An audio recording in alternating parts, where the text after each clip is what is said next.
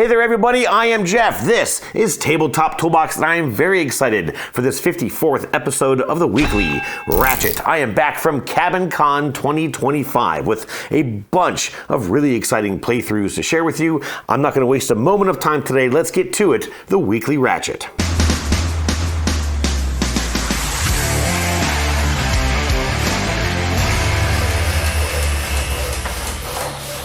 Hey there everyone and welcome back to the weekly Ratchet. As always, I hope you've had a fantastic week of getting to play games with family and or friends. I personally have done quite a bit of the latter in the past 4 days. I just got back from KabinCon 2025. This is an event that I host with just some friends of mine, a very, very small event. We call it KabinCon. It's kind of just for fun. But anyways, my good friends Katie and Greg from Indianapolis, Indiana came down. They have the Meeple Society podcast I've mentioned many times here on the channel. And this year we are very excited to have my buddy Daniel come and join us from here in town. Had just a absolutely fantastic time, but I'll get to that here in just a moment. Just some really, really small things. First of all, thank you all of you for the well wishes last week. I was a little bit under the weather. I feel better, but you might notice my voice is still not quite there.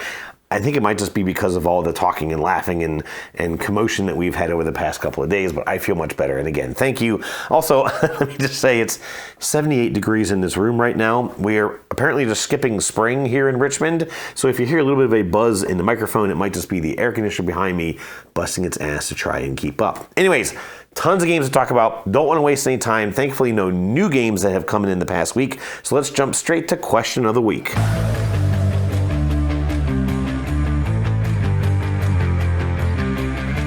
All right, last week I asked you to share with me your favorite gaming accessory. I got a lot of very similar answers, which not entirely surprising, but a couple of unique standouts. Let's go ahead and get to the list. Up first, Teshra said he couldn't pick just one, listing some component trays he got on eBay, some dice trays, a generic gaming mat that is custom sized for their table, and a document stand that they keep cheat sheets in for games to keep information handy.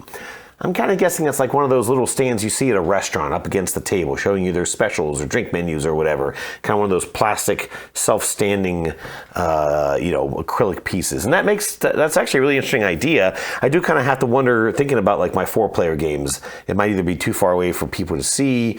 I also would be afraid of like knocking that thing over and creating like a domino effect across the table. But I know you guys play a lot of 2-player games, and that does make a lot of sense. It's an interesting idea. I like that one. Wonderflonium said his favorite accessory is his game table that lets him pause games without worrying about kids or cats modifying his board state. I'm assuming it's one of those tables with the cover you can kind of put over top. The game topper behind me can do that. I don't have the cover since this is specifically a gaming room, but even I have thought about getting something like that for a dining room table at the other house so my wife and I can do some co-op games like that as well. Because yes, we have several board state modifying cats. Anyways, that's always a good accessory. Mike Heller also mentioned a gaming table as something he was thankful he splurged on, and also mentioned some unique wooden bowls he loves using to hold components, as well as a small speaker for playing ambient music. I do have a speaker in this room. It's kind of one of those what do they call those things? Just those kind of strip box speakers, whatever they are. And my problem is I can't do music when I'm gaming. Sounds, ambient sounds. You mentioned ambient sounds. That's a different thing. But I struggle with actual music because my mind will get distracted by the music and I'll be sitting there just rocking out to it. Oh, is it my turn? Geez, sorry. And I sing, and that might annoy people. Yukon Zach said he loves plastic storage containers as a convenience item, being able to get a game ready to play quickly. Yes, in fact, I have these containers that I use quite a bit for organizing, storing, and also with playing the games.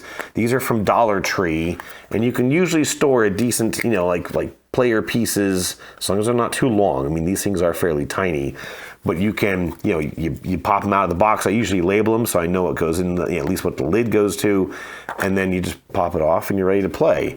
You can also, kind of set it in its lid. It's nice and convenient, although it is kind of easy to knock out of there. But anyways, yes, these are a great item. Like I said, these come from Dollar Tree, and I've seen a ton of different ideas for component trays. I know someone who still uses silicone cupcake holders, because you can just get like a whole sleeve of them for a couple of bucks, and they come in different colors. So you can kind of custom color them to the component that you're storing, and then they all just stack back up. You can throw them in a game bag. Doesn't matter if they get knocked around, squished, whatever. They're silicone. They pop right back into their shape, and they're good to go.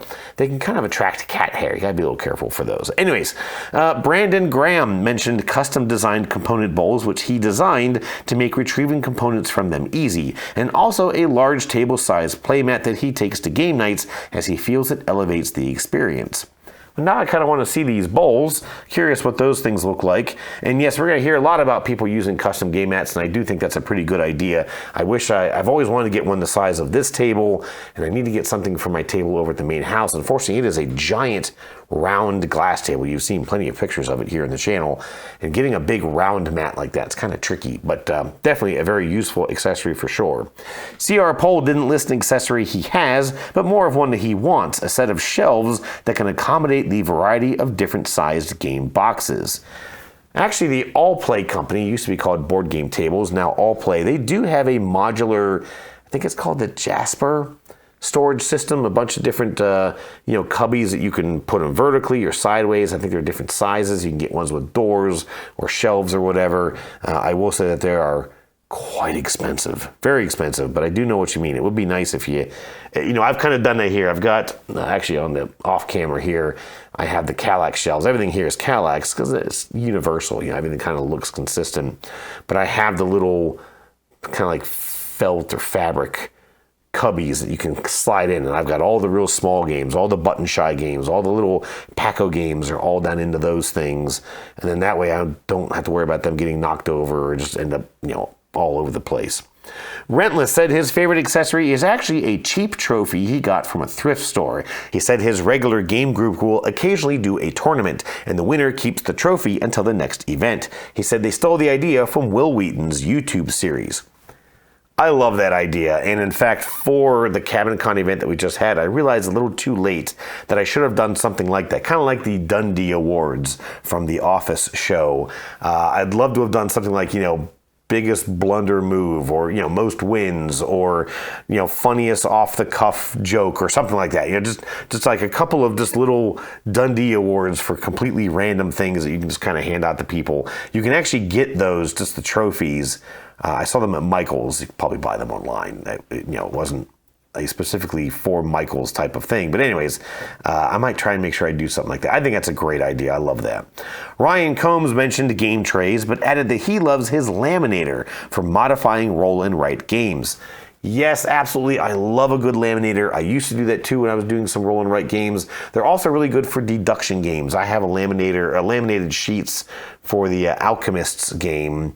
And you can also use them for like Search for Planet X, because it comes with these little sheets, but you could take just a regular size sheet of paper, which is actually what I did for the Alchemists, because especially when I was really new at gaming when I got that game. And it has these little deduction sheets that come with the game, so I laminated those, but then I also attached to it just a college ruled sheet of paper, so you could just write your own notes with your dry erase marker, and then when you're all done, you clean everything up, they go in the box, and you're good to go. So that's a brilliant accessory for board gaming. Penny said she too has a favorite game mat that is two-sided, allowing it to work with a variety of games, and they love to bring it along with them to game nights. Again, with the mats, yeah, that's a great idea. Katie and Greg brought a mat to a KabinCon that we just kind of had on the table the entire time. It wasn't actually until the last day that I sat down to play a game and realized, oh, geez, I don't have a mat now. So I definitely know what you mean there. Katie of the Meeple Society, in fact, said that she has a collection of generic coins, but that her favorite accessory is a Lazy Susan she bought for Thanos Rising and have used it for many other games as well. You mean like this one? Yeah, I have a Lazy Susan as well. I got this from IKEA. One of those things that I was there to get some Kallax shelves. They kind of make you go through the store, make you go through the showrooms. And I just saw this in the kitchen area, and I thought, oh, I probably need one of those. I'm just going to grab it. I have used it for the game Reality Shift. Reality Shift is a racing game where you're racing on these kind of cubic magnetic little pieces, and they can get moved all around, and sometimes your car might be on the back of one of these things, and you're trying to see your path to the exit, and so it really helps if you have this 3D structure on here and you can just kind of spin it to get your get your eyes around and get your mind around that puzzle. So yeah, I love this. I don't use it that often. I can only think of maybe one other game that I would have used it for. I can't remember which game that was, but definitely not a bad thing to have sitting around. All right, Ty McDonald said he wishes he had a gaming table, adding hashtag GoFundMe, hashtag starving artist. And also Jeremy Brooks said that he loves his recessed gaming table, as well as his collapsible silicone component holders, which are great at home or on the go. Exactly, and I think I might know which ones you mean even, but again, silicone holders are just a great thing to use. They're nice and flexible. You can kind of get in there and get what you need, and they work pretty well for folks. Lastly, Derek said he loves using his 3D printer to make all kinds of gaming accessories, like dice towers, component trays, game inserts, and even the frame for his gaming table. You can't beat that, absolutely. I mean, a 3D printer makes every gaming accessory you can possibly think of. And I've done the inserts, I've done, either upgraded components, I've even just kind of made components for games. The one is the Imperium game, has a solstice symbol on a lot of the cards. And so you'll basically, after everyone has taken their turn, you trigger a solstice phase. But you have to kind of look at all your cards and remember which ones give you that solstice ability. And so I made some little component tokens that just use that same symbol, and there's just a stack of them. You can just put them on the card, and it's kind of a reminder to you as to which of your cards have a solstice ability. And in fact, I'll mention that I've just recently, with some help from a nice little tax refund, I've purchased an upgrade, an upgrade/repair kit for my 3D printer, and I'm looking forward to getting back into some 3D printing because that's been something I've been kind of missing. Now, thanks for all the comments. Loved all these suggestions and ideas. Lots of game tables and game mats for sure. I'll say that I have, of course, a lot of those, including the Lazy Susan and component trays and storage containers. But I think my favorite gaming accessory, especially when I'm working with a really, really big, heavy game, a Lacerda game, the Galactic Cruise game, is this putty right here. This is a music stand. I used to be a musician, still dabble with it from time to time. This is a nice one, a Hamilton stand that I think I've had ever since my college days. But this is great to sit next to the table and keep those rule books and those reference guides and all those extra little sheets, and a game like Voidfall that has 3 booklets, and it's always right there out of reach. It's not clogging up the table, and I can even sit there and kind of leaf through it and look for something and not have to try and lay that rule book on the table. Some of these rule books are big sucking books these days. You lay it on the table and all of a sudden you're knocking components over. Oh crap, where was that marker at? It's just off to the side and keeps everything nice and neat. Definitely love my music stand. Okay, that is it for question of the week. Lots of games to chat about next.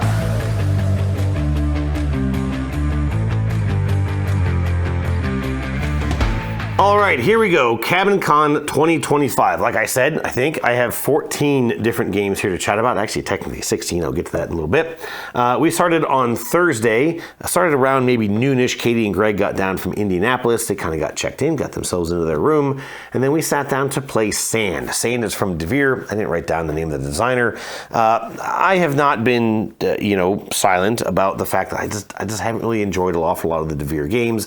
Obviously, a big exception being Rock Hard 1977. I also really like their 3-ring circus game from a couple of years ago. Salt and Sea just didn't really sit with me very well. The game about Mozart, I can't remember the name of that one, but it was okay, but it was very, very abstract and kind of a little weird.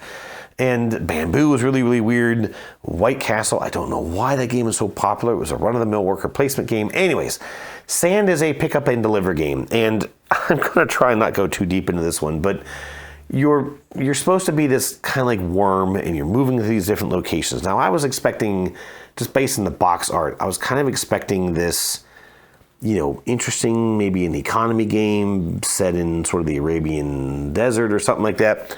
But it actually kind of has this almost Mad Max / Borderlands kind of feel to it, really just in the art direction, which isn't a problem. But the other thing I thought was kind of weird is that when the meeple for this worm dropped out of my bag, it landed upside down, and it kind of looked like a cloud that was a victim of sexual assault. It was a little weird. And there's a lot of jokes about that for the next hour or so. But anyways, it is a pick up and deliver game. You're supposed to be collecting these resources from these towns and kind of taking them to other towns where you can sell them off and maybe get better resources, more valuable resources, which then you can take off and sell those as well. all this is done by using these dice. You have these 4 dice, red, blue, black, and white. And you don't use the dice. You don't have your own dice. They're rolled at the beginning of each round, and then you're just using their values throughout each round of 3 turns each by using these little action markers. So you're kind of saying, okay, I'm going to use my red action marker to trigger the red die to do this.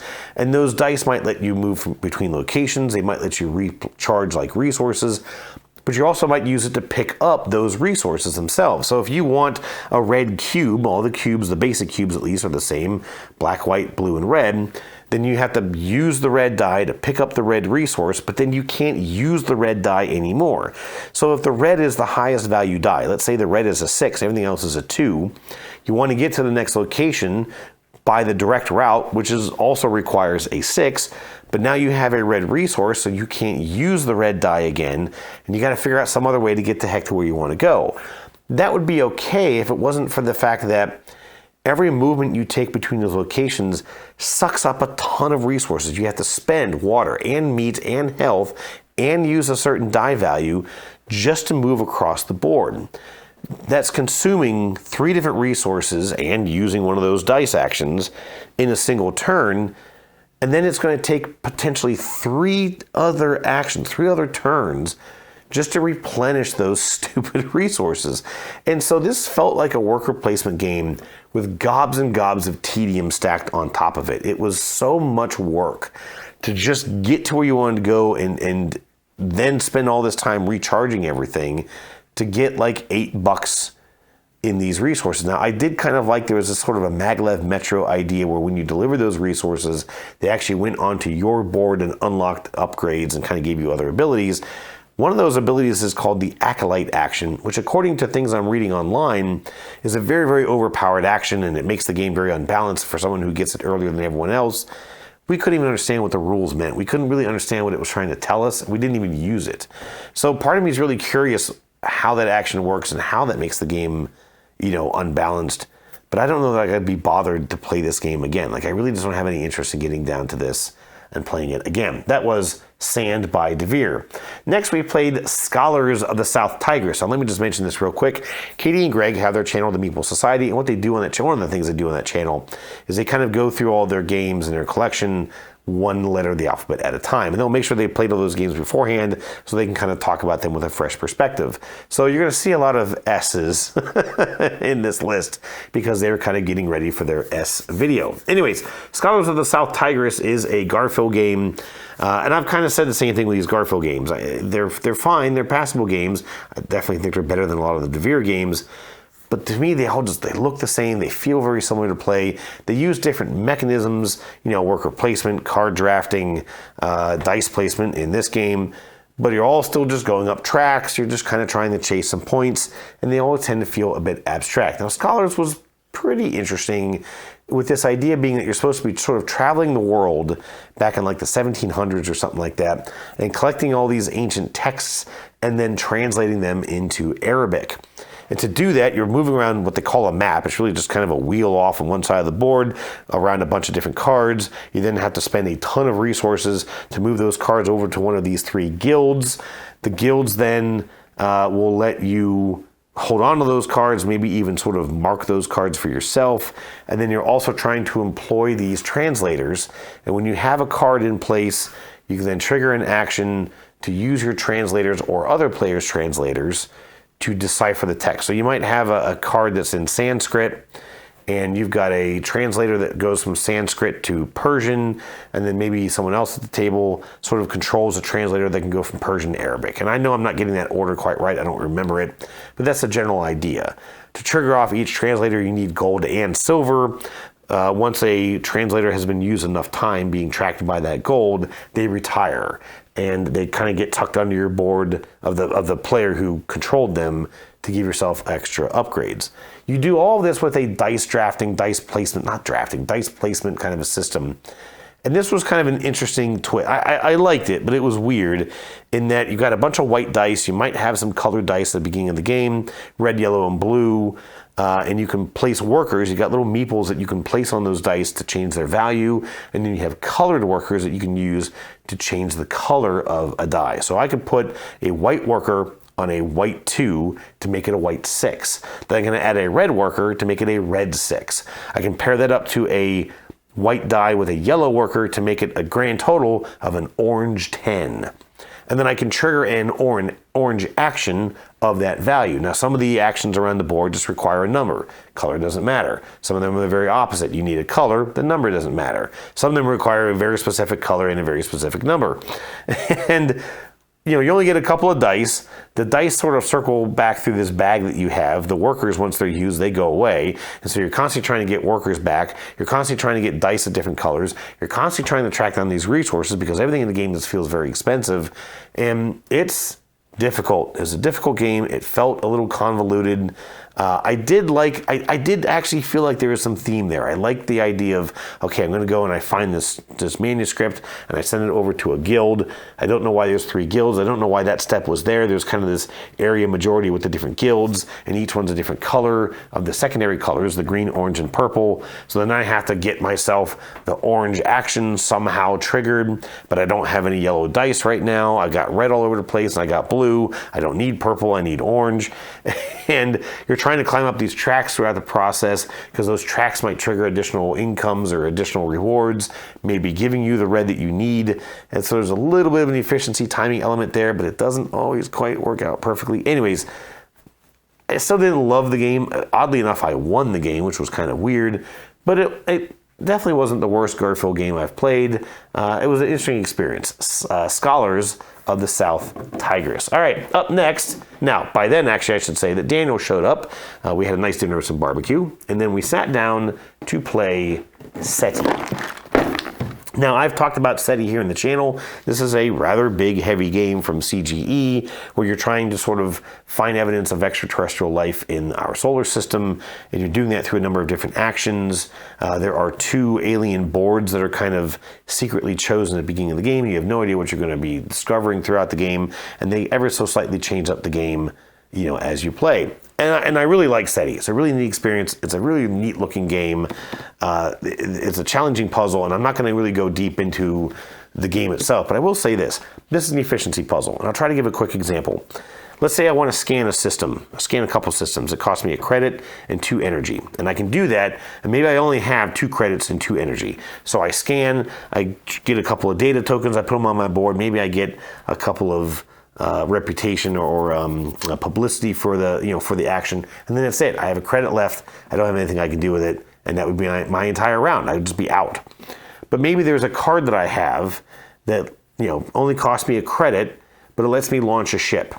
So okay, well, I'm going to go ahead and do that. I'm going to spend a credit and launch this ship, and then maybe I'm going to use this other card to discard it to make a couple movements across the board, and that's actually going to give me a couple more reputation or a couple more publicity.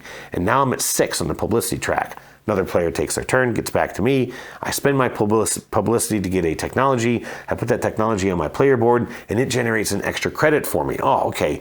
Now I have my 2 credits back. Now I can spend this other card to get a couple other points or other things I'm trying to do, and maybe I can move the solar system in a way. And now all of a sudden it's set up in just the right way that if I go ahead and do that scan action now, not only am I going to go ahead and get some extra points and some extra data, but I'm actually going to finish this one sector, and that's going to trigger this other thing and get me more points, and I can get this probe move, and everything starts to just kind of fall into place. Except for when you're kind of halfway through that process and someone else researches the technology, and maybe they take the token that you were going to take, or maybe it forces an extra movement to the solar system that you weren't planning on, and all of a sudden you're not going to be able to scan that sector and get that huge reward that you were working towards. That can happen. And if you're playing it for the first time, and you're playing it at 4, as both Katie and Greg were doing, it can really you can struggle, because you're really kind of sitting there every turn looking at the board state going, okay, what can I do with what I have? And maybe you think you've got a plan, but then almost on the very next turn, that plan just kind of gets messed up, goes away, whatever, and you're back to square one. Greg definitely, I think, struggled a little bit with this one. Katie struggled actually quite a bit early on, although I will say she found her stride. She did start to figure out the game. I was just kind of playing it like I normally do. I mean, we're all very competent gamers, so we don't really hold back all that much. I was quite ahead on the scoreboard, but actually right towards the end, Katie did pass me, and she was very, very excited that she took the lead. Now, I had a ton of endgame scoring in place. I knew I did. And I did win this game. The thing I'll say for SETI, if you're still on the fence about this one, it is very different at different player counts. At 2, it is a casual experience that maybe even sometimes borders on being a little slow. The scanning actions can be really, really difficult to trigger because it just takes so many people taking that action. You've got the 2 of you have to take that action over and over and over again before it finally starts to click for you. And it can be really tricky to succeed with the scanning. At 4, you're all scanning like crazy. Sectors are constantly getting triggered off. But then those alien boards, which is where you're focusing your attention on through a number of different actions, they fill up very quickly, and suddenly they become actually almost useless later in the game because all the good spots have been taken and there's not a lot of points there anymore. So you have to, at 4, really be a lot more dynamic. You've got to have other ideas in mind of ways that you're going to try and get your points. You've got to kind of work on, not necessarily an engine. There isn't really engine building in the game. There is a little bit through those technologies, but you've got to be a little bit more diverse in what you're trying to do in a 4-player game. I've played it now at, I think, all player counts except for 3. And I'm kind of used to it in those different areas. And so, yeah, I mean, I still think it's a great game. You just have to kind of know what you're getting into based on your typical player counts. All right, that was the end of Thursday.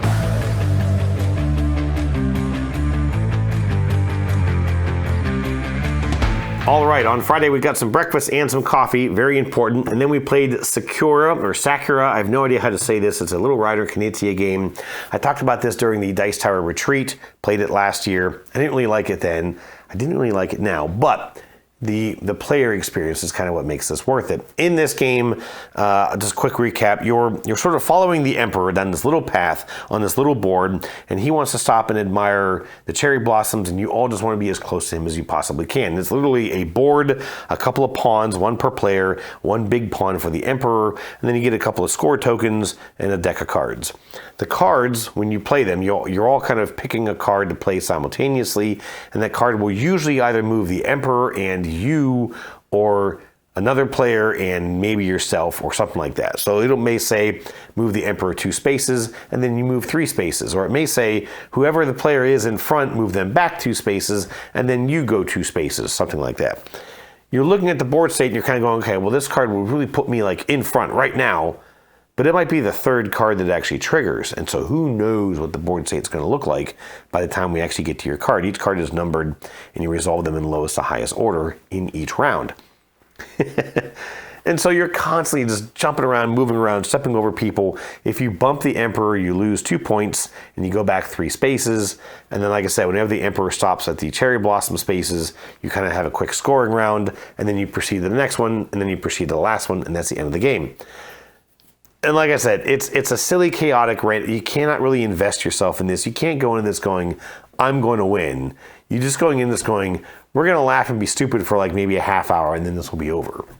One of the highlights was Daniel played a card where the Emperor moved back right into him, so he lost a point, or 2 points, whatever it was, and then went back 3 spaces, and then the next action said go forward 3 spaces, putting him right back up the Emperor's butt and losing more points and going back 3 spaces again. We started calling him Daniel the Roomba. You can just imagine that Roomba just going, I don't know where I'm going. I have no idea what's going on here. It was hysterical. I think Katie won that one, but again, it's just an experience. It's not, I almost don't call it a game, right? It's just silly fun. And that was kind of good because the next game we played was not silly fun. This was Galactic Cruise. I had said that I wanted to try this out again. We didn't quite play it right the first time, and we did get it right this time. And it was, honestly, it was a really, really good gaming experience. Now, I'll say this. Obviously, there's a ton of this, ton into this game, and I don't really want to get too deep into it. But one thing I wanted to kind of experiment with was I wanted to try and play with some of the different expansions, because in the base game, there's this idea that, obviously you're building a cruise shuttle, you're building a cruise rocket, you're filling it with modules that cater to certain types of customers, you're filling your rocket with those customers and then heading off to these locations. And when you're on a cruise, you're either in space or you're at a destination, just like a real cruise. You're either on the ship or you're at a port of call somewhere. And it kind of does the same thing in Galactic Cruise, or Galactic Cruise. But in the base game, when you're simply at space, you're going to look and see how many customers that you have and how many modules on your ship cater to that customer. You're going to multiply those values together, and then you're going to reference a little token on the board, on the main board, that are randomly placed at the beginning of the game, and you're going to get that number of whatever that bonus is. And it could be money, it could be in-game resources like fuel or oxygen or food, it could be reputation, and there's probably at least one other thing that I can't remember what it is. And what's kind of weird is that, like when we played the first time, Daniel had a rocket filled with cyan customers. It was the first time which are the family customers. And his first day in space, he goes, okay, well, I got 3 people and I got 3 modules, and they give reputation, so I get 9 reputations. Holy crap. I mean, if you get 9 of anything in this game, that's an amazing turn. And he all of a sudden got to do it every time that he was just hanging out in space. And so he just flew up this reputation track, leaving us all in the dust. And we're all sitting there going, well, holy crap, like we didn't even realize that's kind of like how this happens. And it just feels very overpowered. And in that same game, Mike had his crazy rocket of like 5 or 6 modules and had, 6 customers on board. And so he would go to a location and get 20 ads or 18 ads or something like that. And it was like, at that point, you're almost breaking the game because you have so many of a particular resource that your actions become almost free from that point. Like it doesn't even matter. So I wanted to try the accommodations expansion with this, which when you're in space, instead of just getting a bunch of that resource, each of your rocket modules has a little action associated with it. You can only trigger each module once per round. So even if you have multiple customers who would use that module, you can only trigger its benefits once. And usually that's okay because you usually have equal or a less number of customers than modules that you actually have. It also means you got to be very thinky about the modules that you're installing and the customers that you are bringing into your ship. And it just kind of kept that runaway resource problem from happening. The only downside of it was that expansion adds another element where when you're putting the 2 modules together, you usually have a little icon in between them that shows that you can hold 1 customer there. But these expanded modules offset those icons because it's always a split icon, right? So you need the bottom from one and the top from the other to make this symbol. But in the expansion, they can be in the left, middle, or right side of that tile. And if you put a tile together and those symbols are offset, you literally can't do it. It's an illegal play. So now the modules that you're buying from the display become a lot more important. And you kind of find yourself doing this weird kind of like spatial puzzle. You're like, okay, well, hang on, that one lines up with there, but then this one doesn't. Well, hang on, what about this one, that one? And it becomes a little tedious. I really wish that they had done the expansion and just not mess with the offset bunks because I think it just makes the game more tedious than it needs to be. In the first game we played of this last week, I struggled to get money. In this game, kind of understanding that and also playing the timing correctly. I was always flush with cash. I very rarely had a cash problem. I was able to kind of be a lot more just thoughtful in how I manage my resources. Same thing. You kind of look at the board state and you go, well, if I do this right now, I can go ahead and trigger this thing. But, if I wait and make one more move, I can have a ton more resources when I make this thing happen. I had a great game of this. We all still really did enjoy this. Like I said last week, it doesn't really have the combo-tastic type stuff that you see in a lot of Lacerda games, but it is still very thinky. It does still have a lot to manage, but it feels very rewarding when those things kind of kick off for you. You're kind of sitting there and you're, okay, playing your next turn, and you realize, geez, I got like $22 right now. That's awesome. And the only thing that was kind of weird in this, actually, because this game was faster, we didn't get as many launches done because we were playing it correctly, you do sort of feel a little bit more under pressure to try to hit some of the end game scoring criteria. The launches are important, but they're not the only thing that can kind of help you succeed at Galactic Cruise.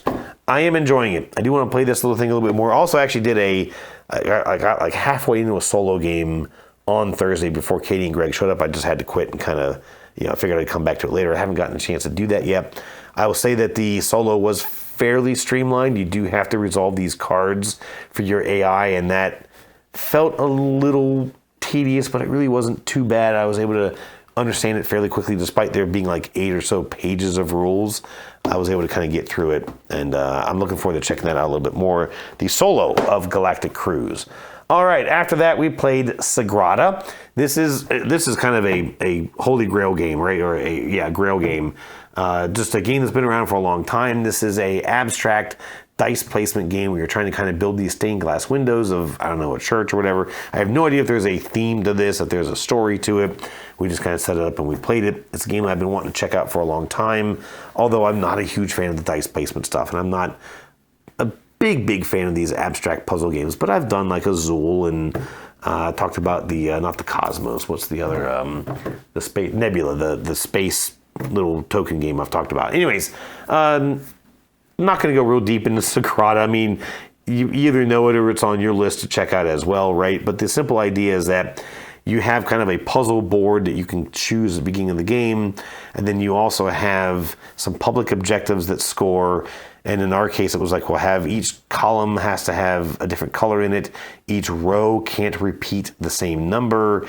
And then it was have like one of each, for each set of each color of die, you would get a certain number of points.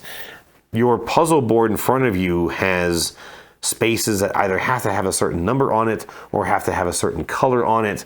And then of course there are a couple spaces that can just be anything. But there is also rules on you can't have the same color next to each other and you can't have the same number next to each other. And so you have got to be incredibly mindful of what you're putting where and will it let you put what you need to be able to put next to it later. And just that spatial puzzle was really challenging. There is an ability, there's a couple of extra abilities that you can kind of trigger.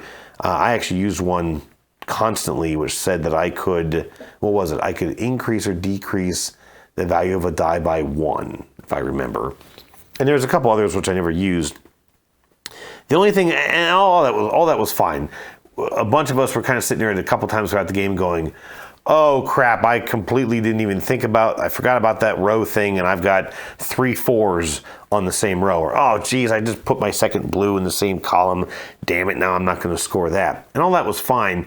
What I didn't care for, and it's the same problem with the Calico board game, is that your last placement, when you get down to that last space on your board, you need a blue 1. That's it. That's the only thing that's going to fit there, because maybe you want to get that color bonus. You can't have a certain number. You can't have a certain color. Whatever. There's a whole bunch of reasons why you finally work yourself into that corner. Only one possible die can go there, and if it doesn't, you just lost 15 points, right? And I don't like having that pure sheer luck, which you almost never get, mind you, at the very end. Now, Daniel had a great game of this. He got exactly the pieces that he needed. He scored a whole bunch of points. He won the game, and that was great. There's nothing wrong with that. But you're kind of sitting there going, well, actually, my blue 1 didn't show up, especially when you pull out the last couple of dice, and there were literally no greens. So if you needed a green, you already know that you're sunk, and you're just done. You're not going to get that many points. So glad I got to try this. Certainly a familiar puzzle type of experience. I think I'll stick with Azul Summer Pavilion as my sort of abstract tile placement game of choice. After that, we played Brian Boru, High King of Ireland. Daniel brought this game. He's been wanting to play this for a while. This is from Pierre Sylvester. It's published by Osprey Games. Now, I've seen Brian Boru. It's a couple years old. And I knew that it was a trick-taking game, which kind of right away kind of put it low on my list. But he wanted to try it out, so we tried it out. This is a game that has a lot of different elements going on in it. There's a section of the board where there's like a town that has a bride that they're trying to marry off. And you can try and win that bride by accumulating the most love letters in a round. There is a map of an area control element, and you're trying to kind of conquer, sort of take control of these towns. And you're doing that by winning a hand in the trick-taking game. There is a sort of a war element. I can't remember who the attacking armies are, but there are these stack of army tokens that come out, and if there's any left at the end of the round, some number of players might get punished. I think it's whoever has the least amount of them conquered. Whoever has contributed the least to the war, will get punished in that round. But otherwise, if you can spend these, I think they were kind of like a hatchet icon, then you just take those tokens, and if you have the most of them at the end of a round, you'll get some points. And then lastly, there is a sort of a church element, sort of a church board, and if you're playing crosses throughout the game, you put your tokens out there in that area, and whoever has the most tokens there at the end of each round gets to put a church around one of their cities, which doubles the value of that city for the area control element. And once a city hits a certain once a sort of a region of the board hits a threshold, then these tokens get revealed, and whoever has the current majority will take those tokens worth points at the end of the game, and those tokens can sort of change hands throughout the game. That's really the whole thing. You're doing all this by, of course, playing tricks. There isn't, and I thought this was a neat twist, there isn't a trump suit. You only had, I think there's 3 colors. You had red, yellow, blue, and then gray. So 4 colors, but only 3 suits, because the gray cards are a wild. So if someone says, well, I want to try and get control of this red town, they can open with a red or a gray. You can play a higher red if you have one, or you can play a higher gray and win with that. So it's not necessarily a trump card, because you can play it as a lower value and you can just play it for its effect. And that's the way it works. If you have the highest card played at the end of the round, you take control of that town, and that might be all you get. In fact, it might even cost you money to do it.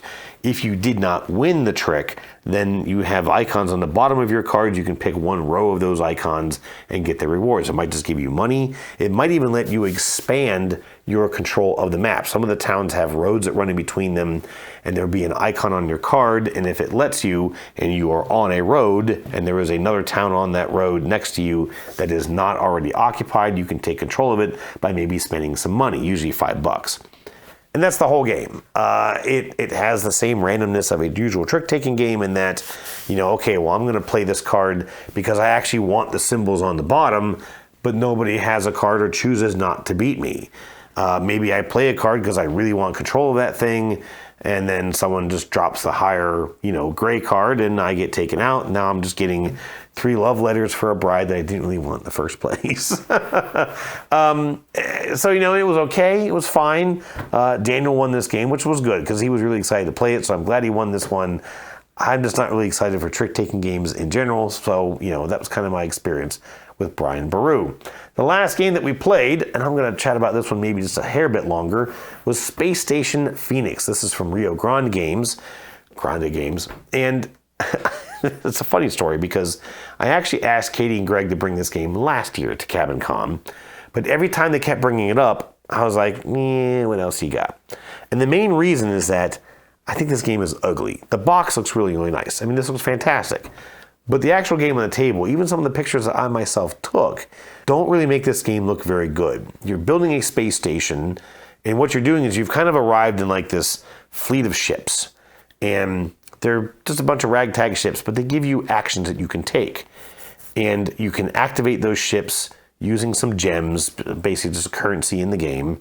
And those things will let you do, they'll let you maybe gain some resources, maybe recruit some new aliens or workers, even humans. They'll let you acquire steel. They'll let you build things. They actually let you climb these tracks. There's tracks in this game that I wasn't a huge fan of.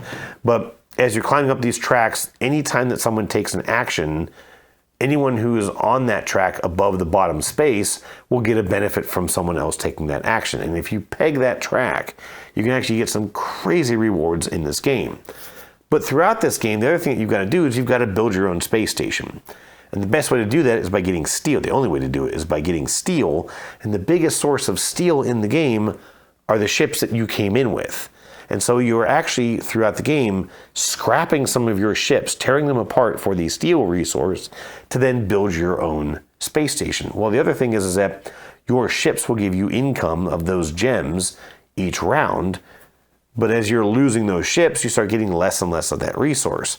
Now, as you start building out your station and filling it with aliens, that will also provide you a new source of income. And so it kind of has this bell curve effect where, okay, you start off, you're doing really great, and then you start getting less and less and less resources, and then you start getting your space station built, you start getting more resources, and all of a sudden, you start making more resources than you did at the beginning of the game. And I actually really enjoyed this. I had a lot of fun with the puzzle of this. You kind of have your own little, like a faction ability at the beginning of the game, and I was able to understand that faction sort of play, bought specific modules. Each you've only got 3 different types of modules that you're putting into your space station.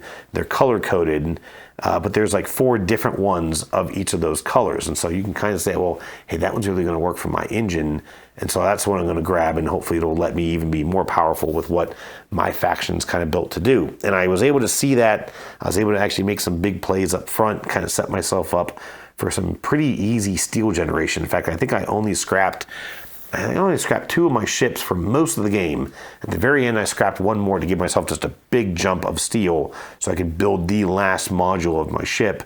And I won this game as well. And I really had a lot of fun with it. It still doesn't look great. The space station's a lot of just kind of blacks and grays and silvers, which makes sense, but they still could have made it look way better than it does. The token that you get to sort of trigger your ships is this little cardboard standee, very boring looking. The gems are very boring looking. All the resources are just colored cubes. The text on the boards is very basic. Like, the game just looks very plain and very drab. But the experience was pretty good. I did also find a bunch of upgrades and such that you can get for this. So I went ahead and I ordered a copy. The game's a little hard to come by. It looks like it might be maybe slightly out of print. I don't know if they're going to come out with more of this. I did see there was mention of a possible expansion, but that was a couple years ago, so maybe they gave up on that. I don't really know. But that was Space Station Phoenix. A pretty neat game that doesn't look all that great.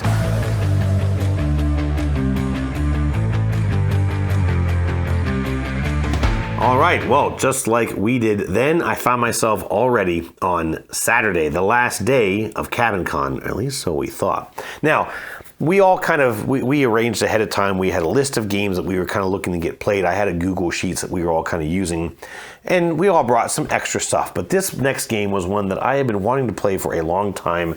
I practically begged my friends to let me play this, and we did. This is, wow, that looks terrible.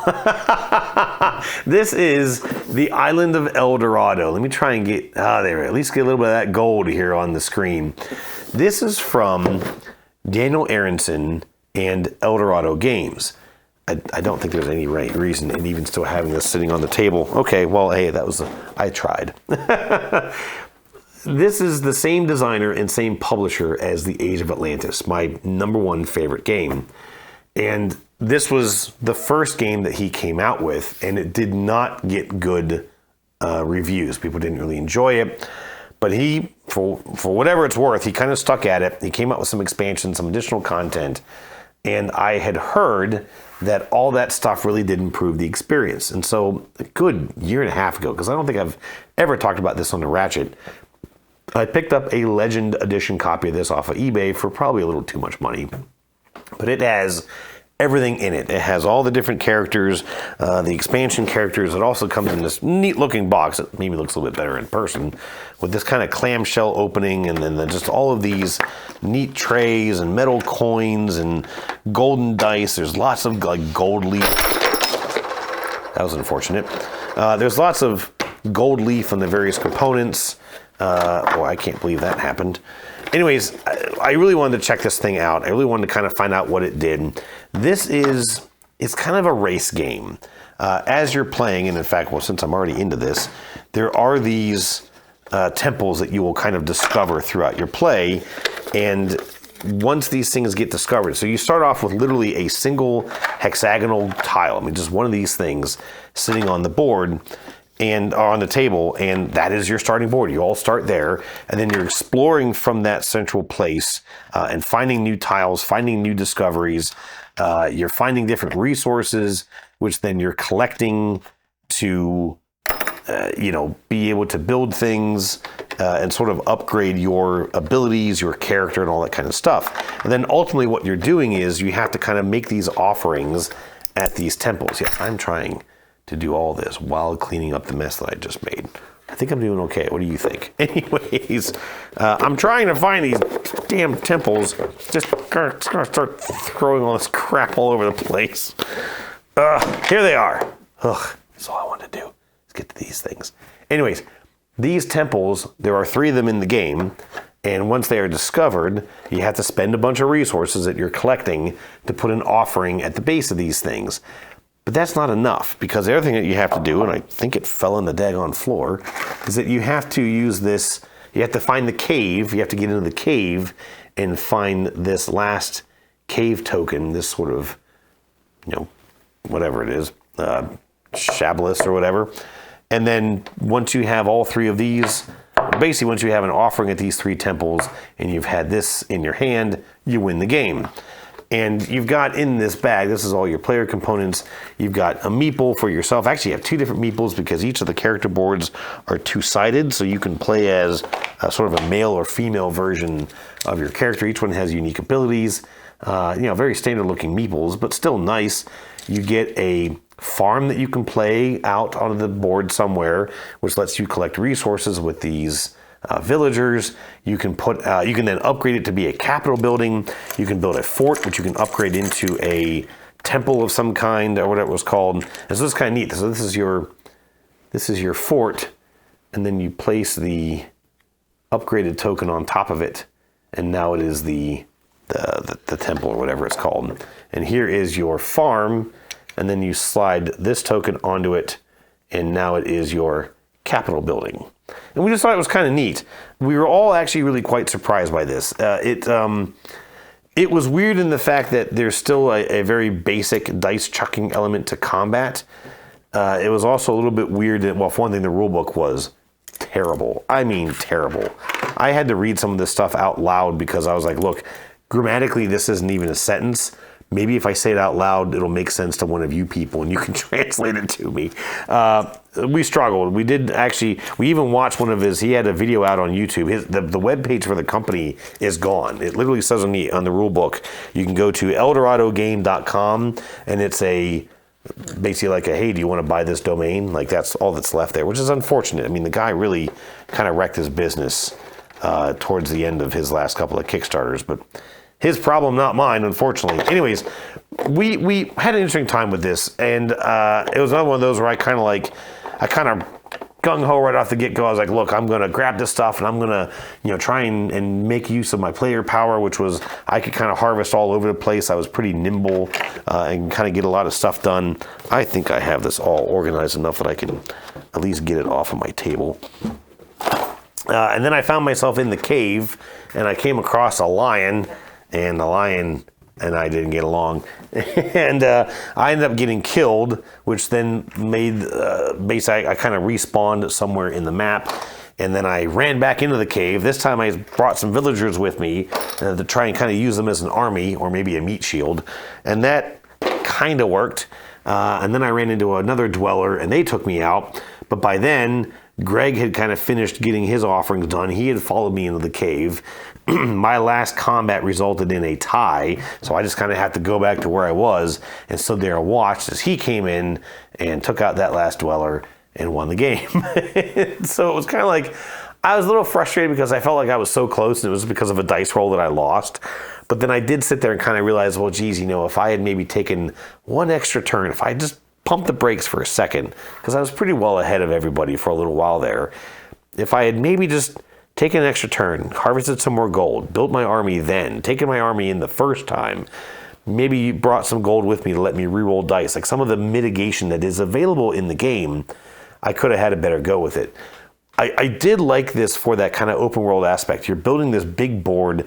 Like I said, you start with a single hexagonal tile and you end up with this crazy random board. We had two of these shrines that ended up right next to each other, which was really weird. And then I intentionally ran off to one side of the board to try and make sure the next token would reveal, the next shrine would reveal far away from where everyone else was, and then threw down my fort to kind of protect it. And even then it kind of forced Greg to sort of explore around my fort to get to that same location, which all that worked, right? Like it kind of worked to slow them down just a little bit. And I like that this is one of those games where on your turn, just what do I want to do?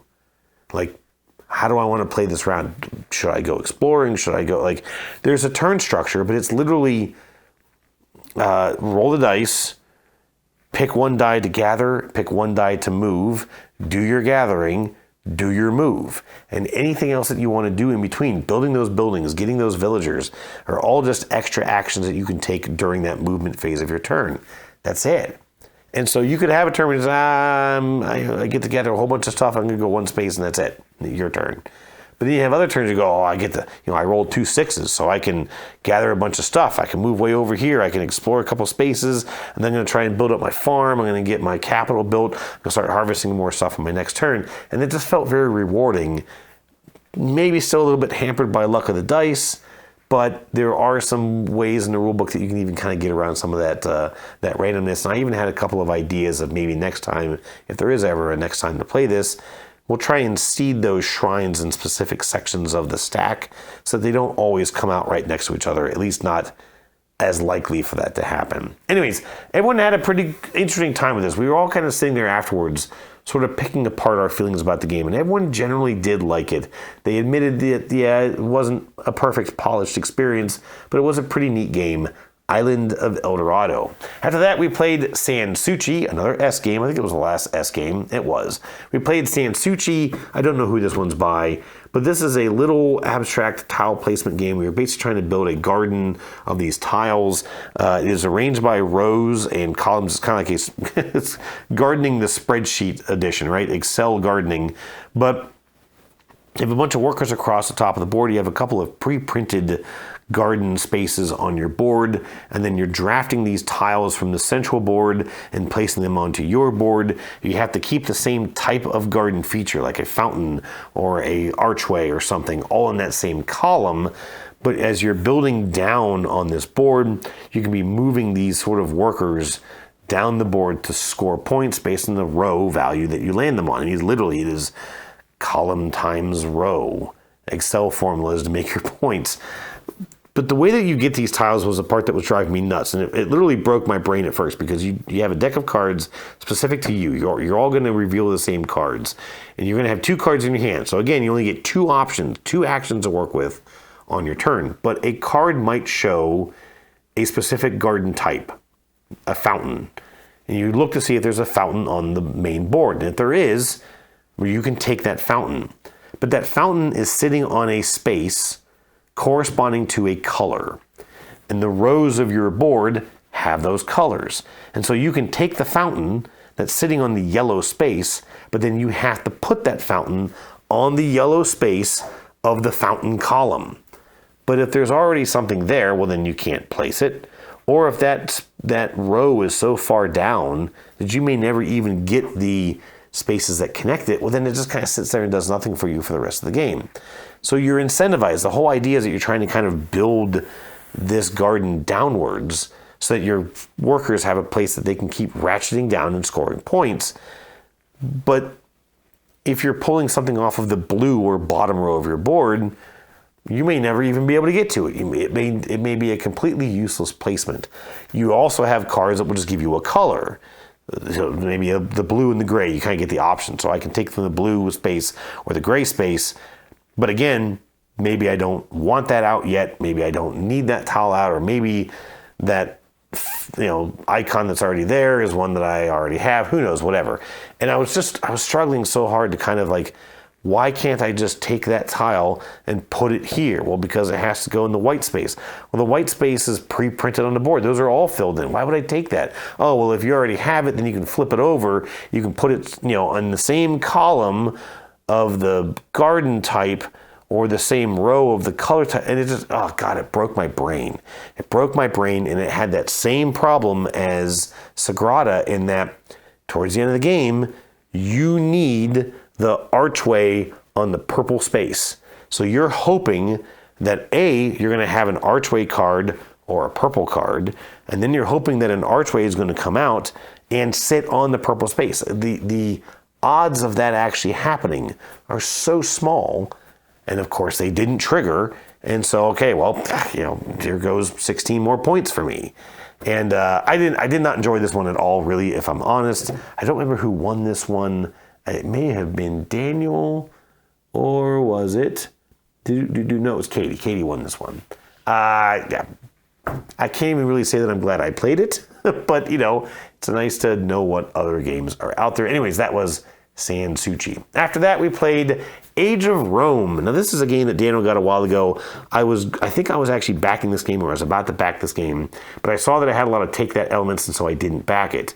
This is another one of those revolving board games. So it's kind of right there with Fromage or Last Light, in that there's a spinning board element to this. And I love the Roman theme. I love Roman themed games. This one's also kind of a city building game, so I was really excited about that. But again, there was what I was sort of given to understand a lot of take that elements. It really wasn't that bad. But it's another one of those games where there's a lot of different things going on. So you're trying to build buildings to get points. You're trying to get points to unlock more workers. You're trying to get cards from a deck that give you set collection or can be played for relatively powerful effects. You're trying to build, I kept calling it a church. It's called something else, but I can't remember what it is. But you're trying to build this church almost like literally out of Lego buildings. You have these 3 tiles you have to lay down for the foundation, and then 4 sort of like temple pieces that you lay on top of that foundation. And if you get all 7 of those pieces built, you have finished the Pantheon or whatever it was called. So there's that. There's also an area control element, another area majority element on the main board, in that at the end of the game, Rome has to have conquered these other distant lands, which are just colored splotches on the board. They don't mean anything. But there's a 5.1, an 8.1, and a 10.1, and whoever has the most sort of military units out in those spaces at the end of the game will get points depending on first, second, maybe even third place, depending on each region. And there's probably even more stuff that I'm forgetting. But the whole game is like, okay, on your turn, you can affect the wedge of the Kingdom of Rome in front of you, and you can play in the military building to put out military units. Oh, that's the other thing. You've got this stack in the middle, this kind of like a legislative vote kind of a thing, and you're just stacking tokens up on it, and if ever you get 3 of a token of your color in a row, you just get 2 extra points. And at the end of the game, there's also a little bit of scoring depending on where you are in that stack. So, you go to the civic building and you get to put out some vote tokens. You go to the, construction building and you get to work on your Pantheon. You go to the military building to work on the area control. You go to this other building to collect the cards. And then you go to another building to, I don't remember what the other building does.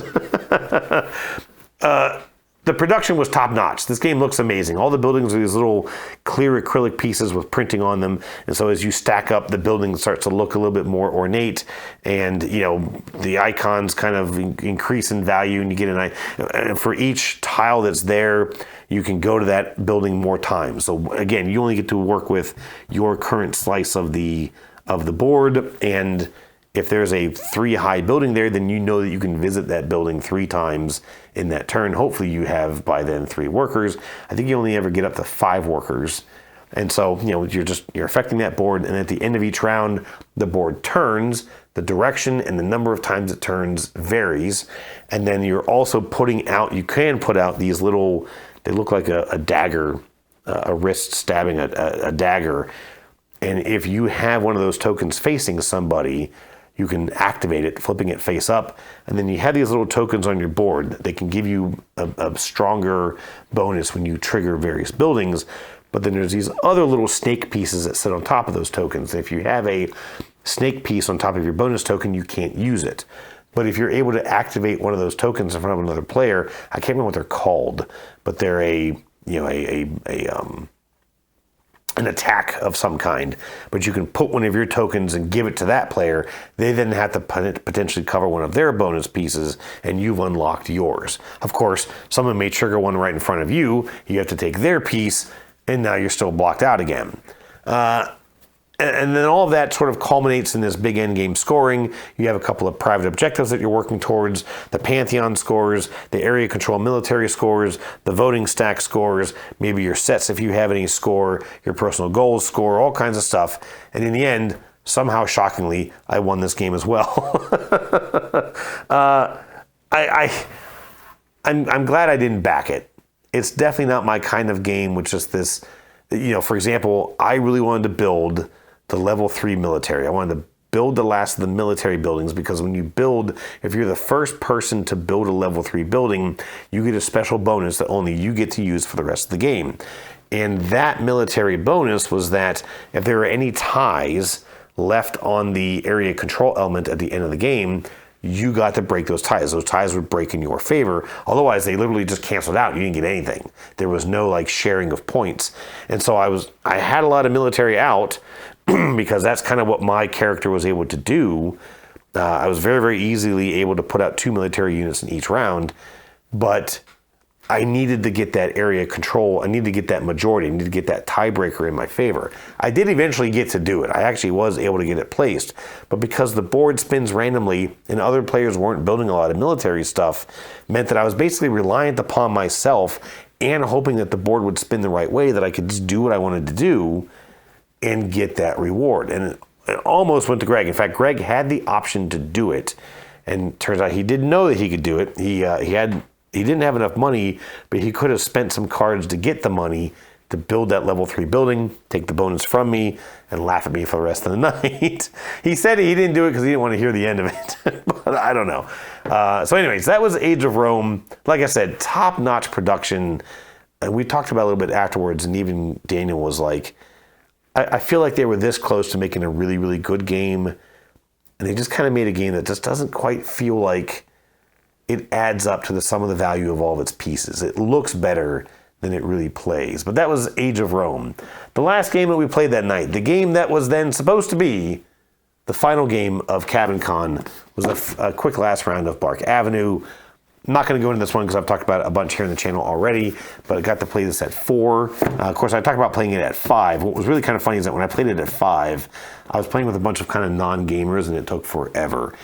Even at 4 players, this thing sung pretty quick. We were through this game quite fast with having, 4 relatively experienced gamers. And I think this is another one where you're walking these dogs. It's a pick up and deliver, but it's more of like a pick up and return, because you go and you pick up the dog and you take them around the town and the city of New York City, and then you bring them back, and all that's fine. But there are different types of dogs, and one of the dogs is a shelter dog. So you can literally go and like pick up a dog from a shelter and go and walk it. You get a little bit of a tip, but you don't get any money. The shelter obviously isn't going to pay for that. You're doing it kind of like volunteer work, if you will. But you get an extra review. That's kind of your benefit of walking a shelter dog. But at the end of the game, at least in this game, we had all gotten all of our reviews out. There's a benefit if you can get them all done. And we all got that reward done. We all got that last review. And so the players who had the foster dogs basically were scoring less points than everyone else because those dogs don't score money. And so I didn't walk any foster dogs, just didn't get a chance to. I actually got quite lucky in that I got my 4th review out from just a random event card, and then finished my 5th review on my own, and actually ended up winning this one. I did not think I had a chance because I delivered, I think, the fewest number of dogs, but just had some higher value dogs and no foster dogs, and so I won that one. Now, that was the end of Saturday. Actually, we had one more game to play.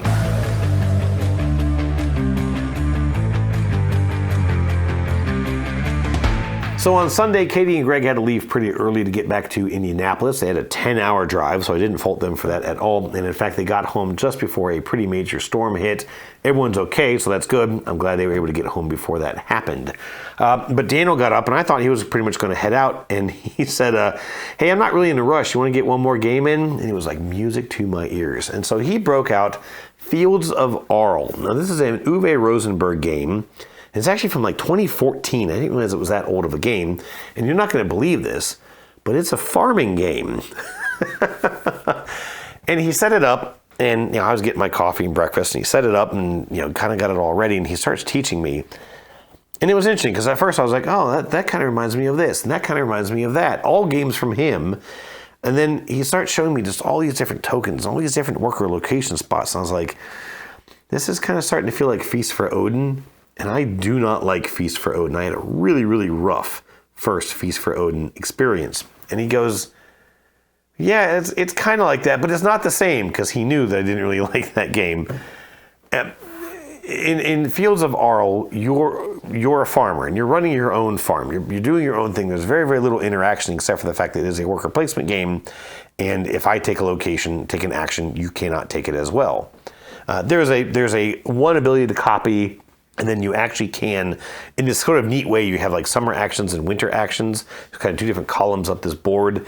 And you can step over and take an action of the other side. Only one player can do it per round, and whoever does that then forfeits their option to be first player in the next round. So if you were already going to be the second player, then there's no penalty.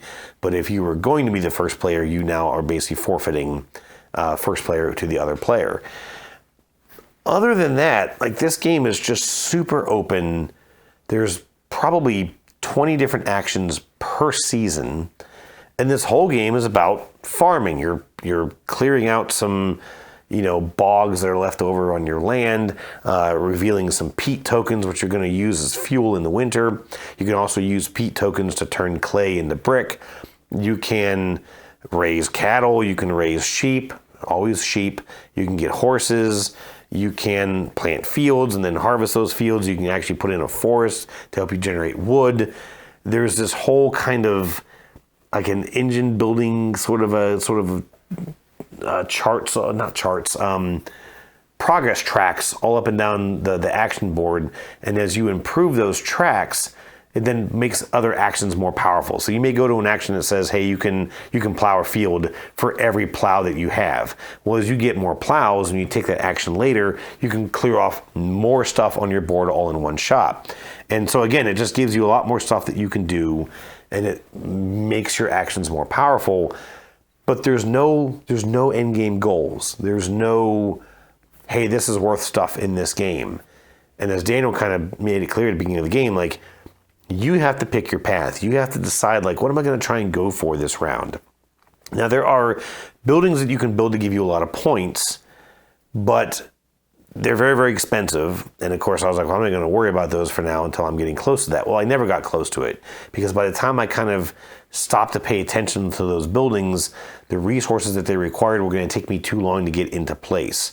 So what I kind of ended up doing was I just went for this heavy sheep farming business. I basically set myself up so I could just have an absolute shitload of sheep on my farm. And then I was shearing them in the fall round, which happens automatically, to collect a bunch of wool. And then I found myself with just stacks and stacks and stacks of wool and nothing I could do with it. Now, there's a sideboard that you have. It's almost kind of like your barn, and you can fill it with various carts and wagons and such. They're called vehicles, which I thought was funny. None of them have a V8 engine, so I don't know if I'd call them a vehicle, but whatever. But you can put resources on these carts, and at the end of that round, after every 4 actions, they'll flip over and become a more valuable version of themselves. So I could put wool on them, and then at the end of the round, they become, nice clothing or winter clothing or something like that, which makes them worth more points, and that's really, really nice. But what I really wanted out of this game was the garment factory, right? I want to be able to build the building that then I could push those wool tokens into, what's the word? SimCity style is what I'm thinking of.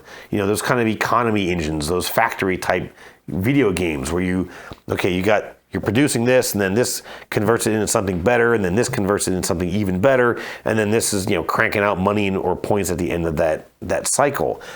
And Fields of Arle didn't have that last bit. And so I felt like, okay, I had the sheep and they were mass producing now. I had enough of them that I was generating a ton more of them each turn. I was actually sending some of them off to get me money and food and even tea, which you could use tea to then double a action. So you could actually take the same action twice. Dana wasn't very happy with that. I had a quite nice engine going with that. And I was generating all this wool, but I didn't have that last step of the process. Each wool that I was making was only getting me a few points. And so it was like, well, yeah, I'm getting some points now at the end of the game, but it's too late.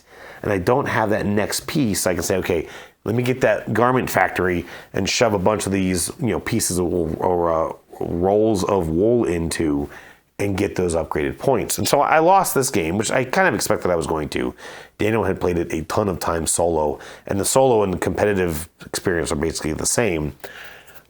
I really did enjoy it. I like this game quite a bit, but I just wish that it was a little bit more of that business aspect where I can say, okay, I've got this in place, and now I'm making this, and now I'm making that. Now I want to take that next step. I don't want to have to just load up a bunch of carts and ship it off and wait for it to come back as something better. I want to be able to do that locally, if that makes sense. So I liked it. I'm also really kind of bummed that this game is out of print. Looks like it's quite hard to find. Very, very expensive. So I might have to borrow his copy and try it out solo a little bit. And speaking of solo, I'll mention 2 other last games. I did actually go back and play SETI solo that night, and I played this in what I called a Forgetful God mode. Now, real quick, I'm not going to get into the solo play, but when you set up this game, you've got these 5 alien boards, and you're supposed to randomly pick 2 of them secretly and place them into the main board, and you have no idea what they're going to be until you flip them over. But there is one species that I have yet to actually get to play with in this game, and I really wanted to try them out. I ended up staying at the cabin Sunday. I was going to come home, but I had a couple of maintenance chores to do, and I ended up just kind of sticking around. So I thought, well, I'm going to play this, but I'm going to check out that species. There's also one other species that I really, really like playing with, and so I literally picked them. I'm playing with these 2 guys. I have chosen, like the powers of a god, to put these aliens into this game. But I'm going to randomize them so I don't remember which one's which. So it was Forgetful God mode. Where did I put that alien? I don't remember. I enjoyed the solo game of this, although I will tell you that as you're playing it, the solo is doing things that you, the player, cannot possibly do. And so you will likely end the game behind the AI in score, as I did. In fact, at one point, I think the AI had more than 50 points ahead of me. They had a single turn where they picked up something like 43 points. It was ridiculous. But they don't have quite the endgame scoring that you do unless you're playing with the harder modes. And so I did easily pass them in the final scoring, and I did win the game. I was playing on the easier mode because I just wanted to kind of have some fun sitting there in the cabin by myself. And the last game I played solo that night, again, I was kind of sitting around bored out of my mind by that point, but I played the Bark Avenue game solo as well. I kind of thought, again, like I'm just bored. I need something to do. All I had left by then, of course, were the games I brought with me. And I thought, well, this one can't be too tricky. And again, talking about player count and the speed of the game, this game was actually too fast at a single player because you basically just take your turns, and then every other turn, the right 2 cards go away like normal. The right 2 dogs kind of slide off the market, but instead of just going to a discard pile, they actually go to these 2 AI, opponent characters, and then you simply just score them through this kind of unique criteria at the end of the game. And so I took more time setting up and packing up and running through all the mathematics of how each of these cards scored for the 2 AI opponents than I actually did playing the game. Because you take your turn, okay, it's the end of my turn, I roll the die again and go right into my next turn. Oh no, wait, I forgot to slide this down. Wait, how many times did I forget to slide that down? Oh wait, these were supposed to go away. Oh, hang on, this event was supposed to come out. Oh crap, I wasn't able to do that. Like, it was almost too fast. And like I said, I actually think I spent more time setting up and tearing down and scoring than I did playing the actual game. It was still kind of fun, and I did actually lose this one. I was a little bit surprised by that, but that was Bark Avenue Solo, and that was all the games I played at KabinCon. And that's almost the end of the episode, except for it is time for question of the week for next week.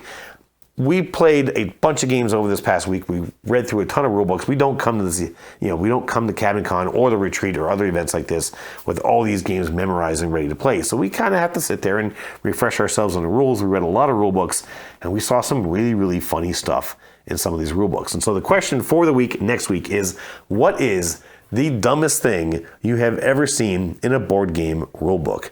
We saw some funny stuff this week, and I can't wait to share them with you next week. That'll be for episode number 55. 55. That'll be episode 55. Thank you so much for watching this. Hope you've enjoyed this. Big thanks to Katie and Greg for coming down for KabinCon.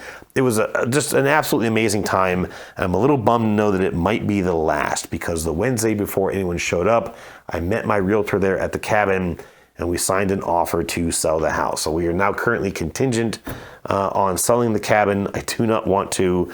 I'm going to go actually, after this is done, and go grab some lottery tickets. That might just be my last ditch effort to keep my cabin. Anyways, that's it for this episode. Thank you as always for watching, and I will catch you again next week. Cheers, folks.